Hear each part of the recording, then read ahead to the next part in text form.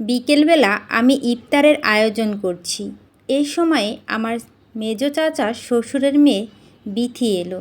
এসে খানিক সময় দাঁড়িয়ে থেকে বলল, তুমি দিন দিন সুন্দরী হচ্ছ ভাবি, তোমায় দেখি হিংসে হয়। আমি হাসলাম, বললাম, নিজের চেহারা আয়নায় দেখেছিস কখনো? তোকে নিয়ে তো পাড়ার সব ছেলেদের কাড়াকাড়ি। বিথি বলল, ধুর, কী সব যে বলো তুমি। এরপর আর কথা হয়নি। বিথি রান্নাঘর থেকে বেরিয়ে গেল। এর আধ ঘন্টা পর সে আবার এলো। এসে বলল, ভাইয়া কোথায়? আমি বললাম, কোন ভাইয়া? বিথি বিরক্ত নিয়ে বলল, তোমার জামাই ভাইয়া। আমি হাসলাম, বললাম, অফিসে ইফতারের আগে আগে আসবে। বিথি বলল, ও আচ্ছা, যাই আমি বললাম, ইফতার করে যা বিথি, থাক গল্প করি। বিথি বলল, না ভাবি, যাই, বলে চলে গেল। এরপর সামনে 2-3 দিন এলো না।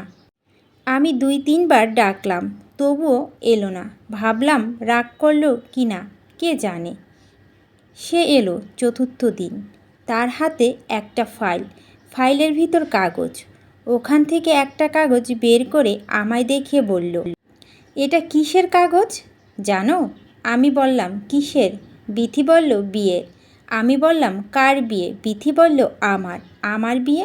আমি অবাক হলাম, ভীষণ রকম অবাক হলাম। বললাম, রোজার দিনে এসে ফাজলামো রাগ তো। তোর বিয়ে আর আমরা কেউ জানি না, ঢং। বিথি বলল, সত্যি ভাবি, আমি বিয়ে করে ফেলেছি, গোপনে করেছি, কেউ কিচ্ছু জানে না। 6 মাস হয়েছে আমার বিয়ে। এমনি কি আমার গর্বে। বিথি চুপ হয়ে গেল। এতক্ষণ বিথির কথাকে কৌতুক মনে হলেও এখন আর এরকম মনে হচ্ছে না। এই কথা উড়িয়ে দেওয়ার মতো কথা না। আমি ওর একটা হাত ধরলাম, বললাম, বিথি, তোর গর্বে কি? বিথি কাঁদছে, কথা বলছে না।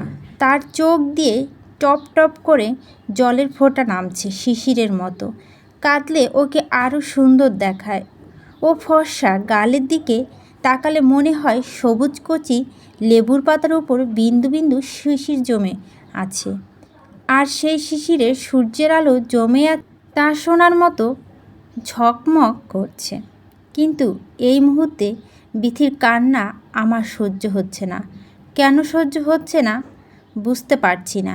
বিথি কান্না থামিয়ে চোখ মুছতে মুছতে বলল, আমি কনসিভ করছি ভাবি, 2 মাস হয়েছে।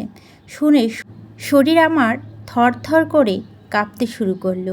এসব কি বলছে বিথি? কেউ কিচ্ছু জানে না। সে গোপন করে কাকে বিয়ে করলো? আবার বলছে 2 মাস হয়েছে কনসিভ করেছে। আমি বললাম, বিথি, কাকে বিয়ে করছিস তুই? কিভাবে কি? বিথি কাগজটা আমার হাতে দিল, বলল, তুমি দেখো, নিজের চোখে দেখো, আমি কিছু বলতে পারবো না তোমায়। আমি কাগজ হাতে নিয়ে যখন বরের নাম পড়লাম এবং বরের পিতার নাম পড়লাম, তখন মনে হলো আমার পায়ের নিচ থেকে মাটি সরে যাচ্ছে। মনে হয়েছিল আমি সাগরের অথই জলে নিমজ্জিত হয়ে আছি। আমি পাগলের মতো এলোমেলো হয়ে বিথির দিকে তাকালাম, বললাম, বিথি, এসব কি? কি এসব? রাগে অগ্নিশর্মা হয়ে উঠে কথাটা বললাম। বিথি নিচের দিকে তাকিয়ে বলল, ভাবি, আমি কি করব এখন? মা শুনলে গলা টিপে মেরে ফেলবে আমায়। কাউকে কিছু বলতে পারছি না। আমি কিছুই বুঝতে পারছি না। সে আমার স্বামীকে বিয়ে করেছে গোপনে, গর্ভে তার বাচ্চাও ধারণ করেছে। এখন এসে আমার কাছে বলছে আমি যেন এর সমাধান বের করে দেই। এমন দৃশ্য দেখার আগে আমার মরে যাওয়া উচিত ছিল। আমি বললাম, বিথি, আমার চোখের সামনে থেকে চলে যা বোন। আমার মাথা খারাপ হয়ে যাচ্ছে, খুন ঠুন করে ফেলবো কিন্তু।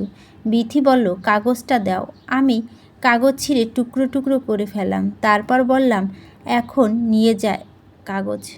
হারামজাদি। বিথি কিছু বলল না, চুপচাপ চলে গেল।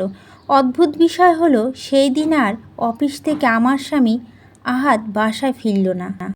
তাকে ফোন করেও পাওয়া গেল না, ফোন বন্ধ করে রেখেছে। আমার শাশুড়ি তার মেয়ে বাড়ি বেড়াতে গিয়েছে।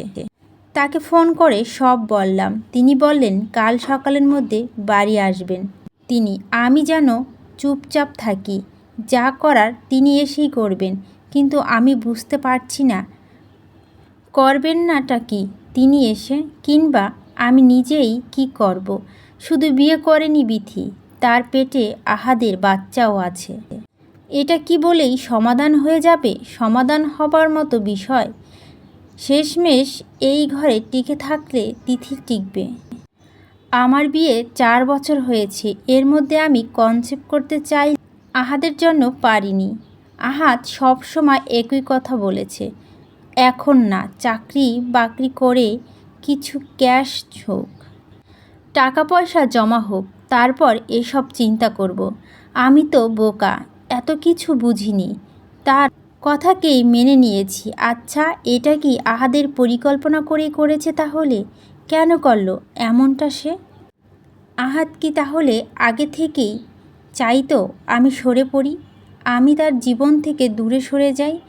আমি কিছু বুঝতে পারছি না। আমার মাথা খারাপ হয়ে যাচ্ছে, ইচ্ছে করছে গলা ফাঁস দেই, মরে যাই। বাবার কথা খুব মনে পড়ছে। তিনি অসুস্থ মানুষ, আজ এ অসুখ, কাল সে অসুখ। তিনি বড় শখ করেই বিয়ে দিলেন।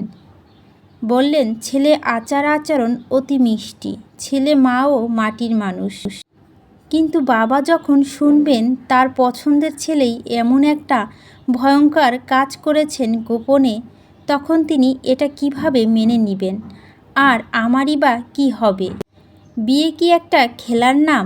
বিয়ে কি একটা পুতুল খেলা? সে রাতে বিষয়টা আমার চাচি শাশুড়ি জেনে গেল।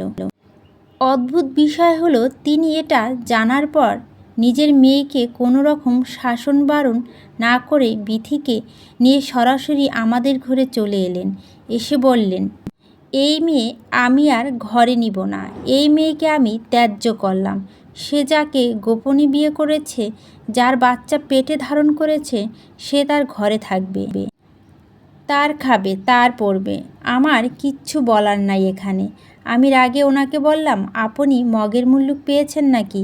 আপনার নষ্ট মেয়েকে এই ঘর থেকে নিয়ে যান বলছি।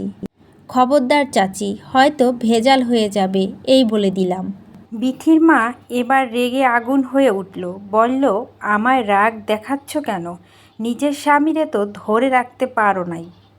তাছাড়া পুরুষ মানুষ একাধিক বিয়ে করেই, তোমার স্বামীও করেছে।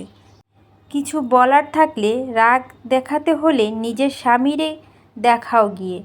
আর বিথিরে এই ঘর থেকে তুমি তাড়াবার কে? তুমি যেমন এই ঘরের বউ, বিথিও এই ঘরের বউ। সে ভেসে আসে নাই, বিয়ের সব কাগজপত্র আছে। তাছাড়া তোমার চেয়ে তো বিথি অধিকার বেশি, কারণ বিথির পেটে আহাদের বাচ্চা। তোমার কি আছে শুনি? আমি ওনার মুখের দিকে তাকিয়ে অবাক হলাম। মানুষের ন্যূনতম লজ্জাবোধ থাকা দরকার, ওনার তাও নাই। নিজের মেয়ে এত বড় নোংরা একটা কাজ করেছে, আর তিনি এসে গলা বড় বড় করে কথা বলছে। ছি! তিথির মা মেয়েকে রেখে চলে গেল, কিন্তু তিথি এই ঘরে থাকবে, তা আমার কিছুতেই সহ্য হচ্ছে না। আমি না, বাঙালি কোনো মেয়েই হয়তো এটা সহ্য হবে না। মেয়েরা তাদের ঘরে সতীন থাকবে, এই কথা ভাবতে পারে না। এর চেয়ে তো মরণ শান্তির। আমি বললাম, বিথি ঝামেলা করিস না বোন, ভালোই ভালোই এখান থেকে চলে যা বলছি। দূর হয়ে যা প্লিজ, নয়তো গলা ধাক্কা দিয়ে এখান থেকে বের করে দিব। বিথি এতক্ষণ কথা না বললেও এবার কথা বলল। সবচেয়ে অবাক করার বিষয় হলো, এবার সে আমার নাম ধরে ডাকলো। বলল, তুলি, তোমার কি মনে হয় তুমি বেশি বাড়াবাড়ি করছো না? আমি বললাম, আমি বাড়াবাড়ি করছি? আমার ঘরে এসে বলছিস আমি বাড়াবাড়ি করছি? বিথি বসা থেকে উঠে দাঁড়ালো, তারপর আমায় ধমকে উঠে বলল, চুপ করো বলছি, অনেক বক বক করছো এতক্ষণ, অনেক হয়েছে, অনেক অনেক সহ্য করেছি তোমার গা জ্বালার কথা, এখন থেকে আর সহ্য করব না। এখন থেকে কোনো কথা বললে ভেবেচিন্তে বলবা, মুখ সামলে তারপর কথা বলবা। এই ঘর থেকে তুমি আমায় বের করে দেবার কে শুনি? গলা বেশি বড় করলে তোমায় আমি এ ঘর থেকে বের করে দিব। তখন দেখি কে আমায় কি বলে। এ কথা শোনার পর ওর গায়ে হাত তুলতে চেয়েছিলাম আমি। ইচ্ছে করছিল এক চড়ে ওর সবগুলো দাঁত ফেলে দিতে।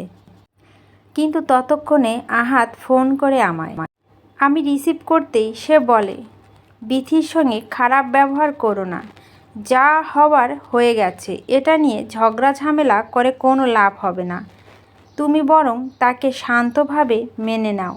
আমি মায়ের সঙ্গে কথা বলে তোমার নামে বাজারে জায়গাটা দলিল করে দিব।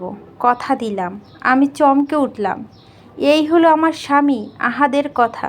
সে আমায় বাজারের জমির লোভ দেখায়। স্বামীবাগ হয়ে গেলে আমি বাজারের জমি দিয়ে কি করব? আহাদ তার কথা শেষ করেই ফোন কেটে দিল। আমি কিছু বলতে পারিনি। এই একটা রাত আমি কিভাবে কাটাবো বুঝতে পারছি না। ছটপট করছে ভেতরটা, মনে হচ্ছে গায়ে আগুন ধরে দিয়েছে আমায়। বিথি বলল, তুলি, তুমি শান্ত আর চুপচাপ হয়ে থাকলে তোমার লাভ হবে। দুই সতীন মিলে সুখে সংসার করব। শান্তি জীবনে হবে তোমার আর আমার। কিন্তু তুমি যদি ঝামেলা করো, কোনো সমস্যা তৈরি করো, তবে আমি আমার আসল রূপ দেখাবো তুলি। আমার বিরুদ্ধে গিয়ে এই ঘর তুমি করতে পারবে না তুলি। তুলোর মতো ফু দিয়ে উড়িয়ে দেব তোমায়। কথাটা মাথায় রেখো।